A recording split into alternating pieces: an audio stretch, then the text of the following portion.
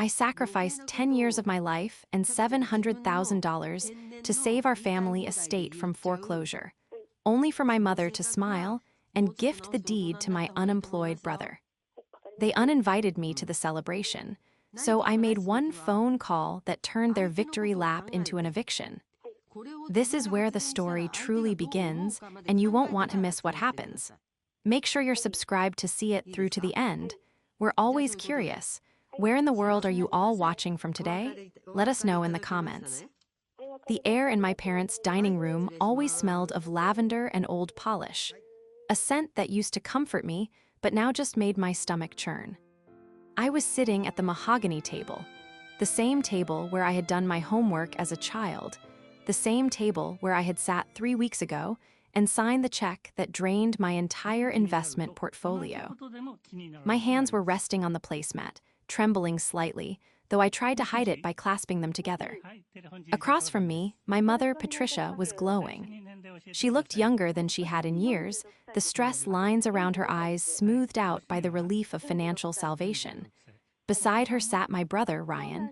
At 24, he still had the boyish, expectant look of someone who had never really heard the word no. He was scrolling on his phone, barely acknowledging my presence, heavily tapping the screen with his thumb. "Alice, darling, are you listening?" Patricia asked, her voice light, almost musical. She reached out and patted my hand, her rings clicking against the table. I said, "We have some wonderful news regarding the graduation party." I blinked, pulling myself out of the haze of exhaustion that had been my constant companion for the last decade. "I'm listening, Mom. The party. Saturday. I already requested the day off." Patricia exchanged a quick, loaded glance with Ryan. Ryan smirked, finally looking up from his phone. There was something in that look, a mix of pity and triumph, that sent a cold spike of adrenaline down my spine. "Well, that's actually what we need to talk about," Patricia said, withdrawing her hand. She picked up her wine glass, swirling the red liquid slowly. "You see, this isn't just a graduation party anymore. It's a housewarming." I frowned, confused. "A housewarming, but you've lived here for 30 years. I don't understand." Patricia took a slow sip, savoring the moment. "Ryan has worked so hard for his degree, Alice, so hard, and we realize that he needs a fresh start, a leg up in the world. So your father and I decided. Well, we've decided to transfer the deed of the house to Ryan as a graduation gift." The room went silent. The ticking of the grandfather clock in the hallway seemed to amplify, booming like a heartbeat. "Excuse me," I whispered, my voice barely audible. "You're doing what?" "We're gifting the house to Ryan," she repeated, louder this time, as if I were hard of hearing. "He's going to turn the garage into a studio. It's going to be perfect for his art." My vision blurred at the edges. "Mom, I paid the mortgage, I paid it off 3 weeks ago. $700,000, that was everything I had. We agreed. You said this was for the family legacy, but that I would be the one taking over the title when you moved to Florida." Ryan let out a short, sharp laugh. "God, Alice, you're always so transactional. It's family. You helped the family. Now the family is helping me." "Helping you?" I stood up, my chair scraping violently against the floorboards. "I didn't help the family, Ryan. I saved it. I paid for the roof over your head because Mom was crying on the phone saying the bank was coming in 30 days. Patricia slammed her wine glass down. "Sit down, Alice. You are making a scene. Yes, you paid the money and we appreciate it. But Ryan is your brother. He needs security. You have your fancy career, your data architect salary. You're fine. He needs this asset." "I have that salary because I work 80 hours a week," I shouted, the control finally snapping. "I don't have a house, Mom. I rent a one-bedroom apartment because I was saving every penny to pay off your debt." "And that was your choice," Patricia said icily. "But the decision is made. The paperwork is being drawn up.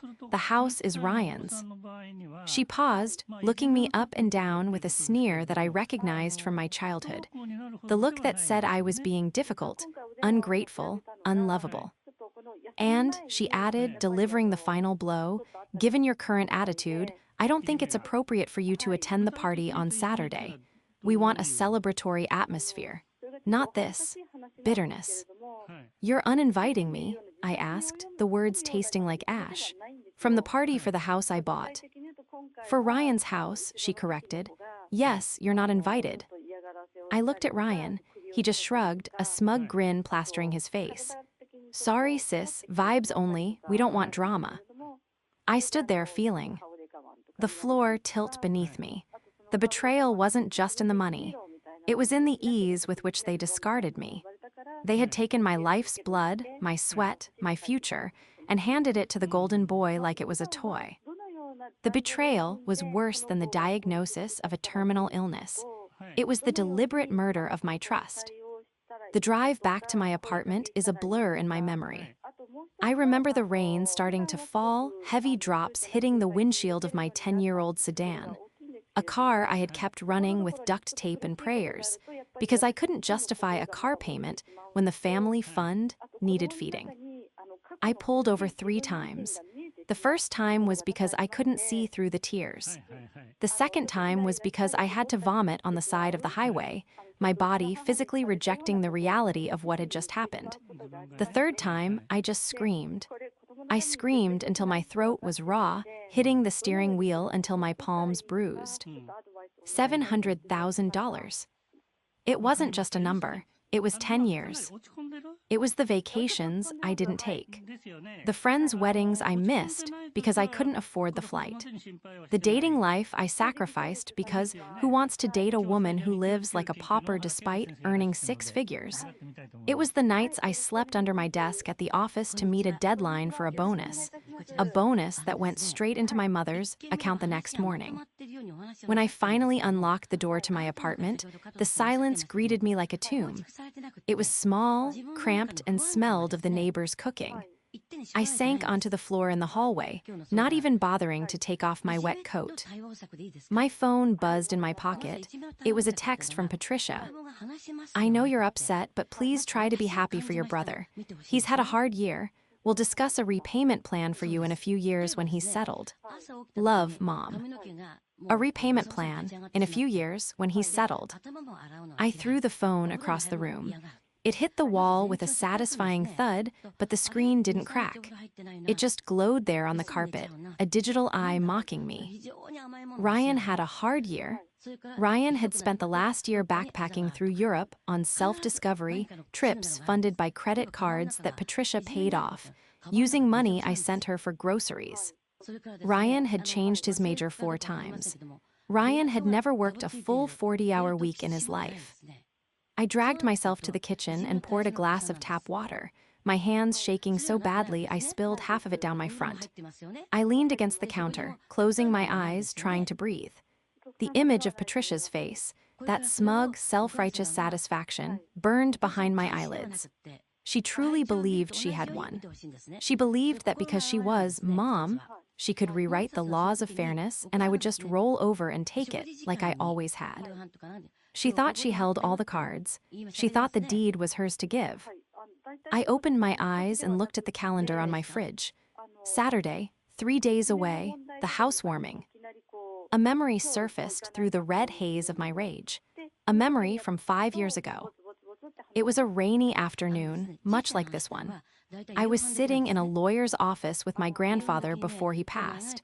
He was a stern man, a man who didn't trust Patricia's spending habits and certainly didn't trust Ryan's work ethic. He had loved them, yes, but he knew them. I remembered the smell of the leather books in that office. I remembered Uncle Mitch standing in the corner, looking solemn.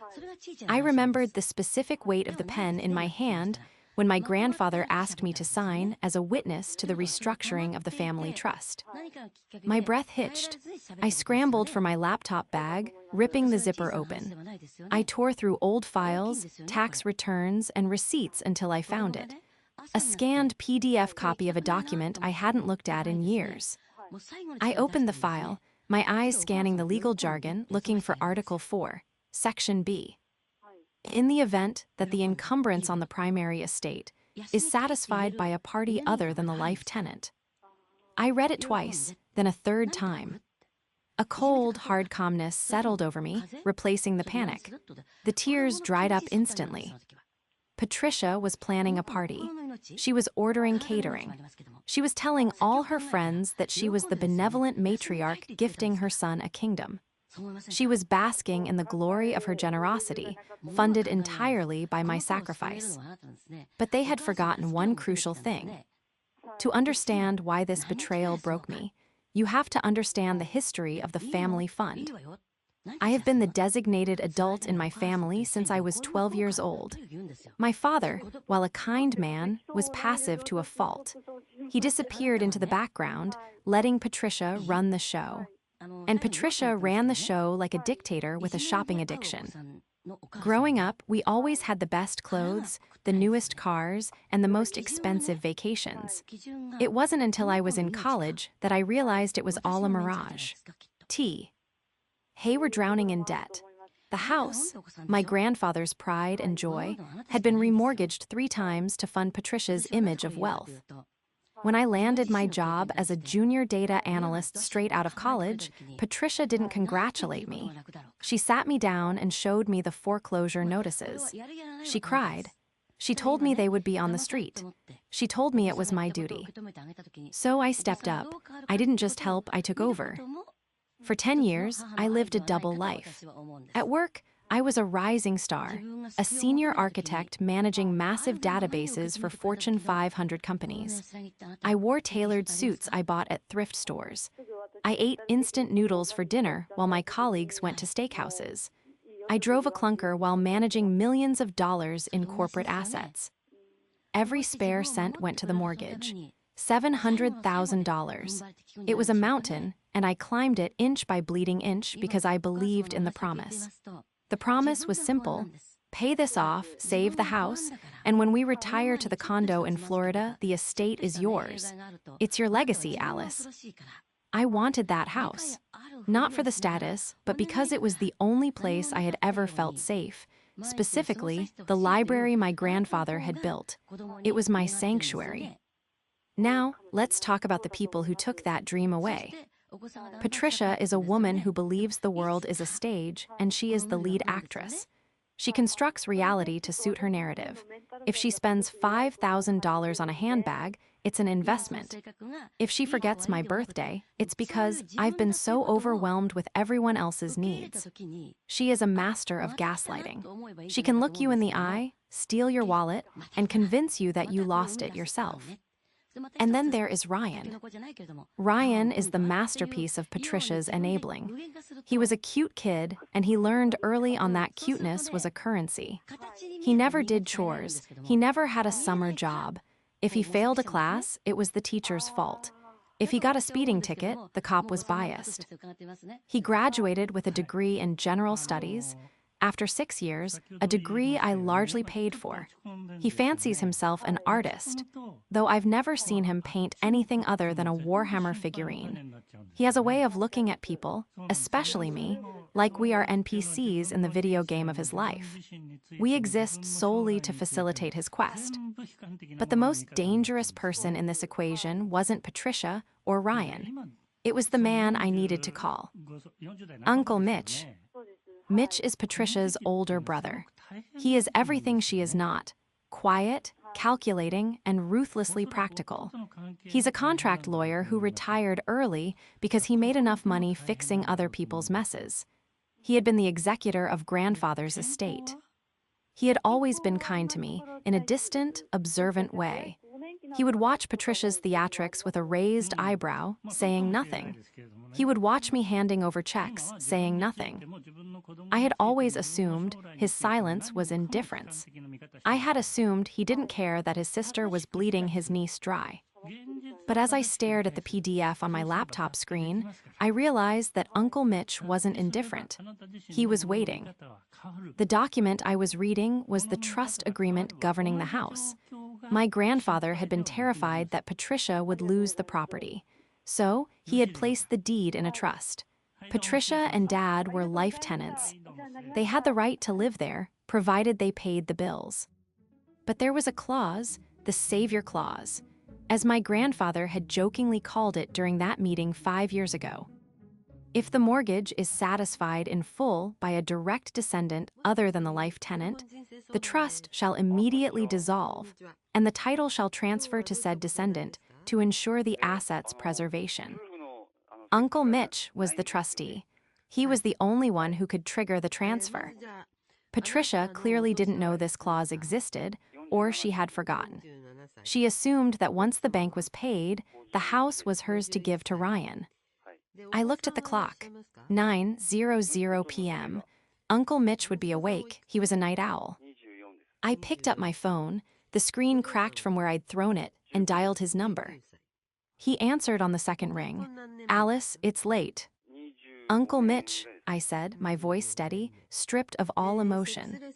"Mom just told me she's gifting the house to Ryan on Saturday, and she uninvited me to the party." There was a long silence on the other end of the line.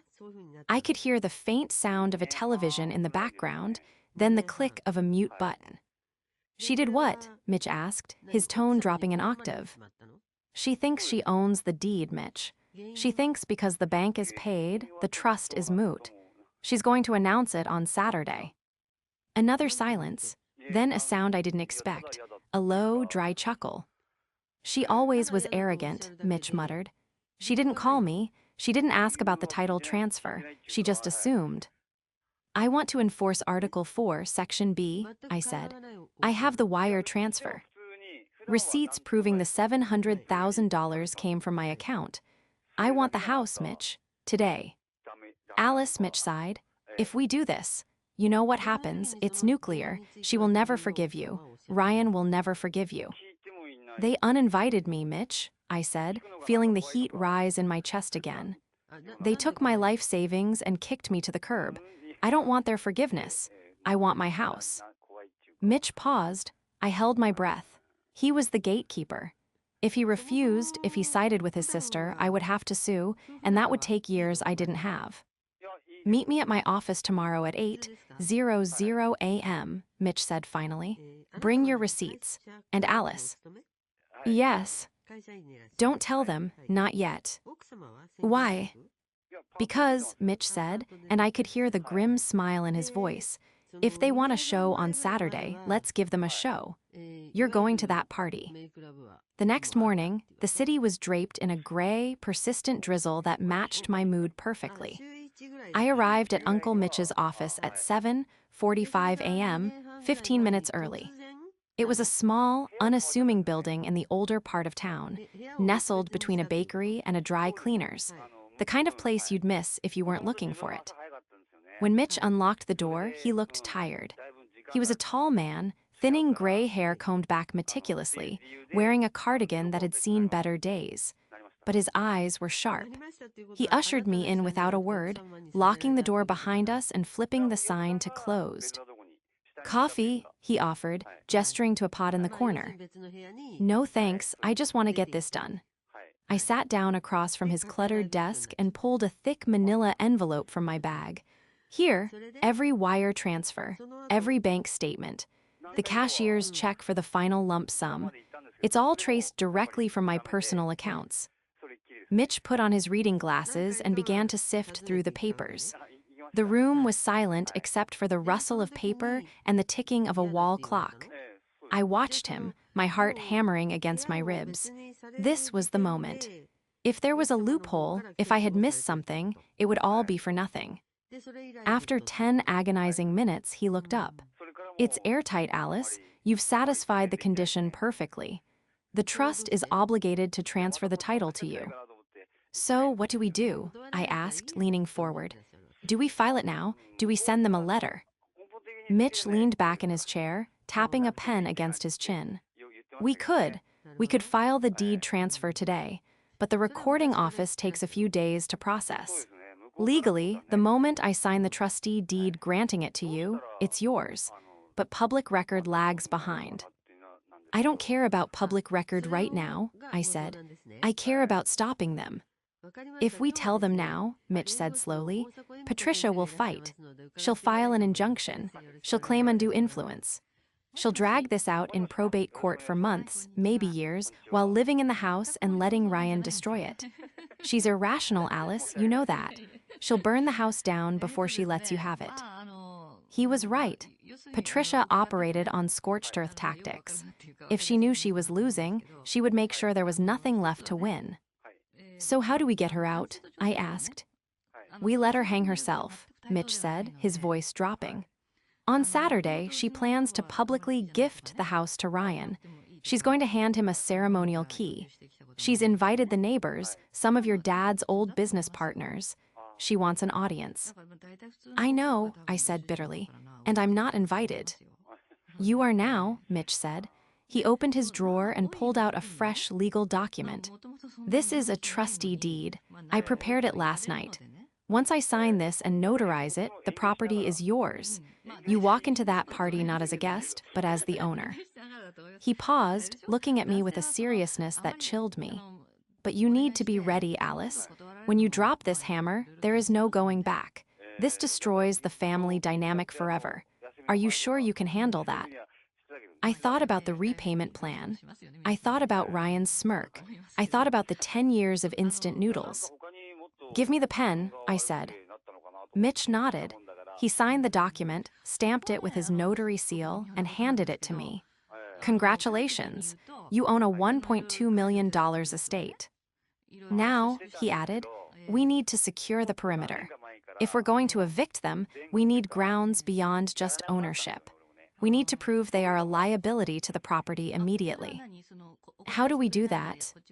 I'm the trustee until this document is recorded, Mitch explained. I have the right to inspect the property, and I have the right to bring a contractor to assess for insurance purposes.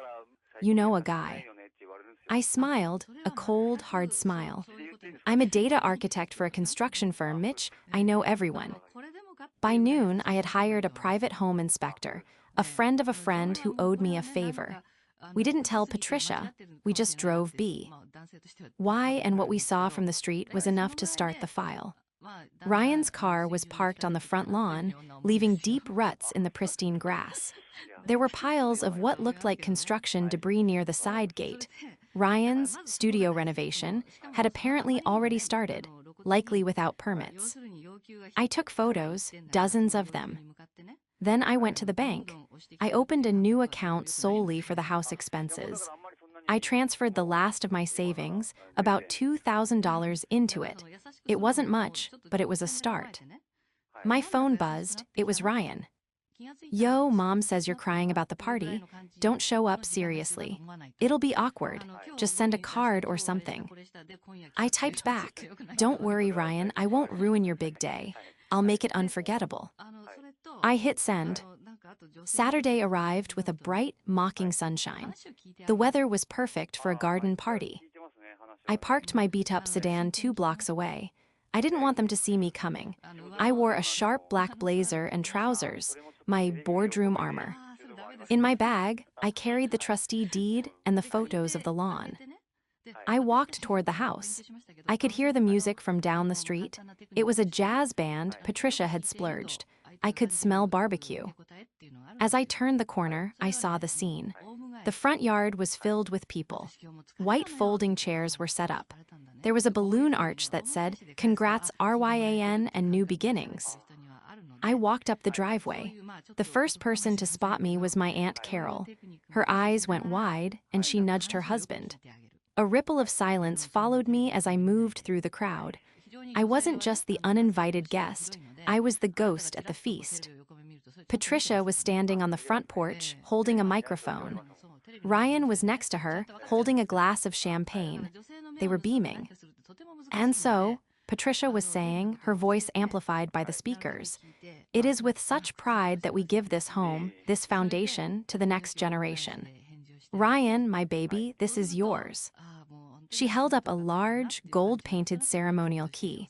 The crowd applauded politely. Ryan stepped forward to take it. "Excuse me," I said. My voice wasn't loud, but it cut through the applause like a knife. I was standing at the foot of the porch stairs. Patricia froze. The smile didn't leave her face, but her eyes turned to steel. "Alice, I told you." "I think there's been a misunderstanding," I said, walking up the first step. "You can't gift this house, Mom." Ryan laughed into the microphone. Oh God, here she goes, jealous much. It's not jealousy, Ryan, I said, reaching into my bag. It's the law. I pulled out the deed. This is the trustee deed. Uncle Mitch signed it over to me on Thursday. Pursuant to the terms of grandfather's trust, since I paid the mortgage in full, the title transferred to me automatically. The silence was absolute now. The jazz band had stopped playing. Patricia's face went white. She looked at the paper in my hand, then at me. That's a lie. Mitch wouldn't do that. Mitch is standing right there, I said, pointing to the back of the crowd. Everyone turned. Uncle Mitch stepped forward looking somber. He nodded once. She's right, Patricia. The trust is clear. You don't own the house. You never did. You were a tenant. And once the mortgage was paid by Alice, your tenancy ended. This is ridiculous, Patricia shrieked, the microphone feedback squealing. I am your mother. I live here. You can't just steal my house. I didn't steal it, I said, my voice rising.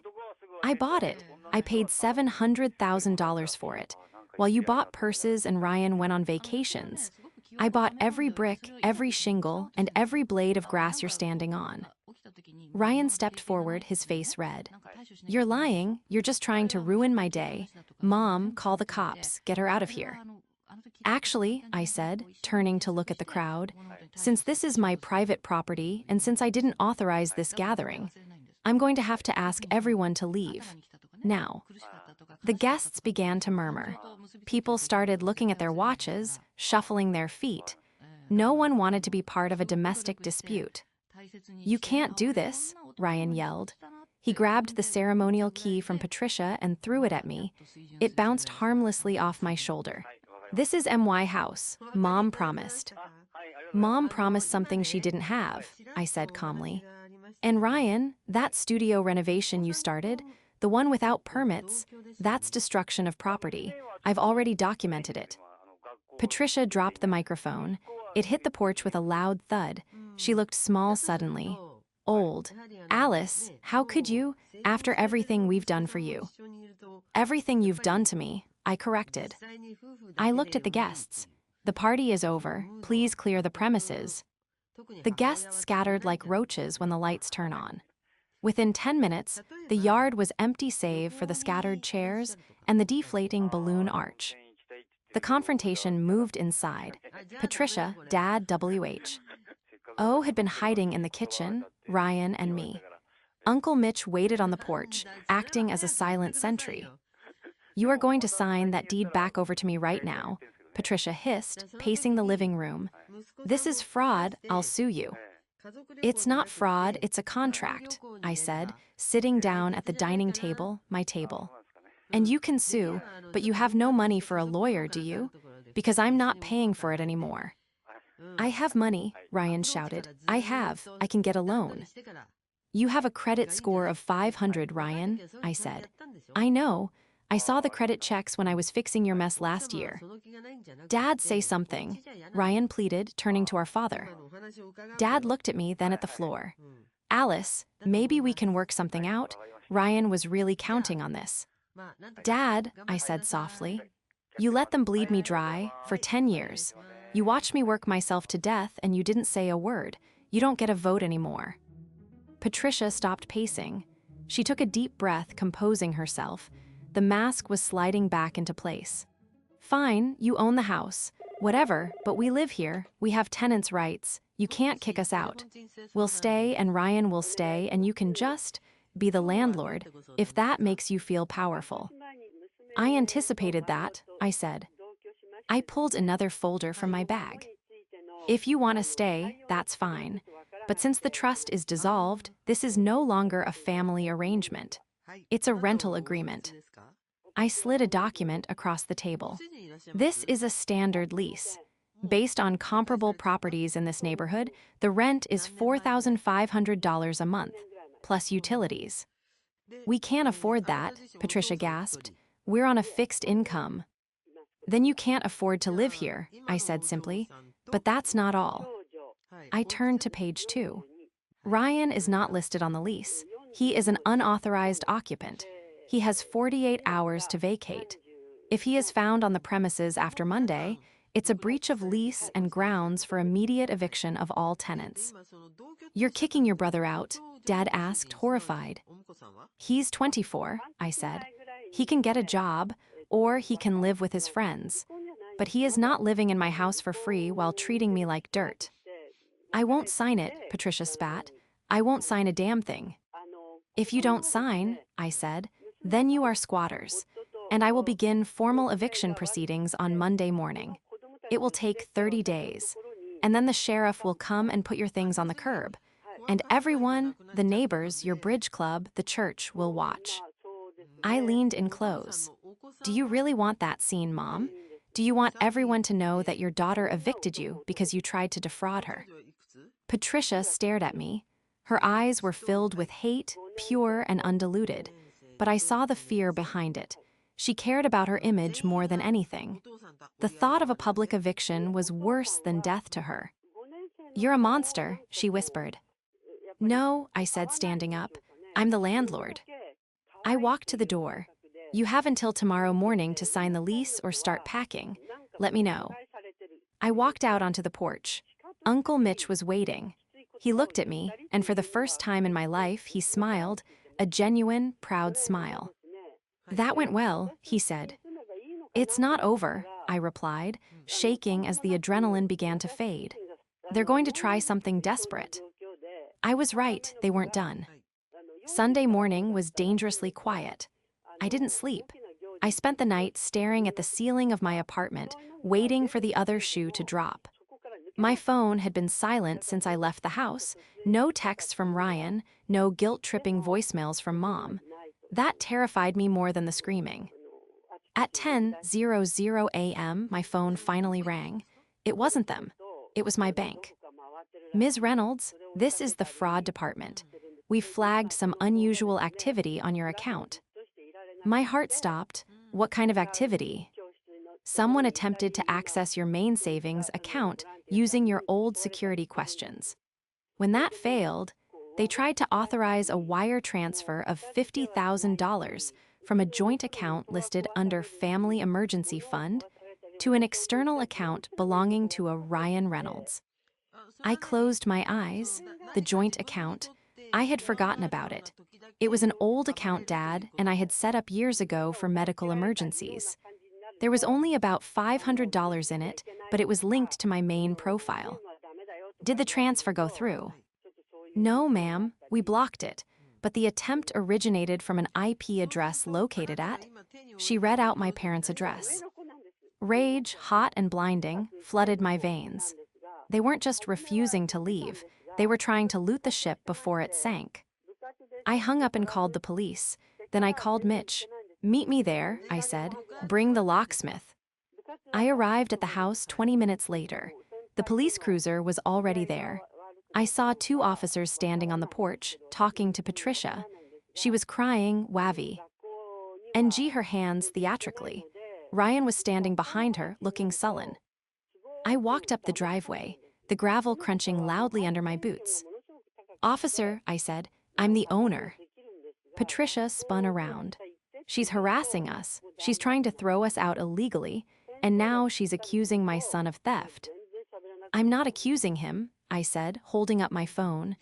I have the fraud alert from the bank, attempted wire fraud, originating from this house, this morning.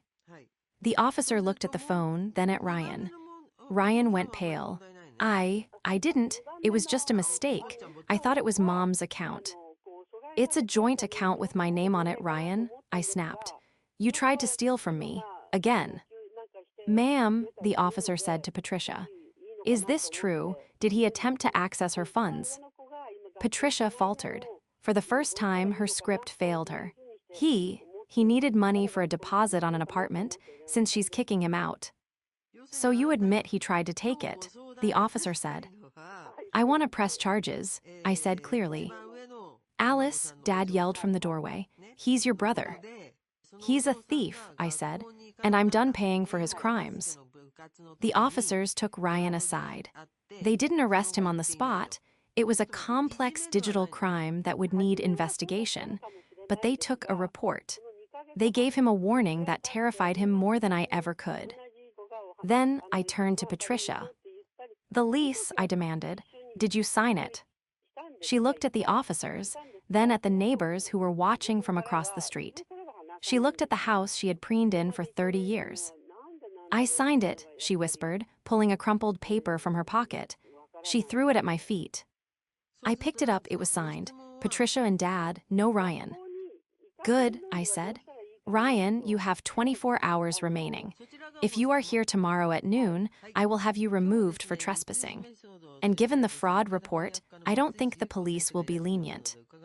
Ryan looked at Patricia, waiting for her to save him, waiting for her to fix it. Patricia looked away. She couldn't save him, not this time. Her power was gone. "You're a witch," Ryan spat at me, tears of frustration in his eyes. "I hope you rot in this house alone." "I won't be alone," I said calmly. "I'll be solvent." The next 6 months were a blur of legal paperwork and renovations.